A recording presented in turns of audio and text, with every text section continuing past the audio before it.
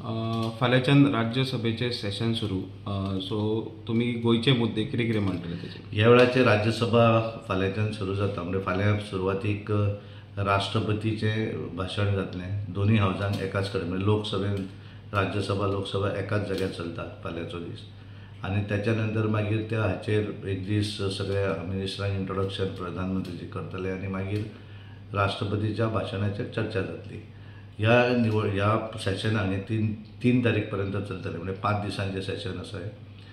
त्या सेशना भितर केवळ राष्ट्रपतीच्या भाशणाचेर चर्चा जातली आनी एखादें झिरोवर किंवा आनी कितें जर मेन्शन आसत जाल्यार तें घालपाक मेळत जाल्यार. पण क्वेश्चन अवर ह्या सेशनाक ना.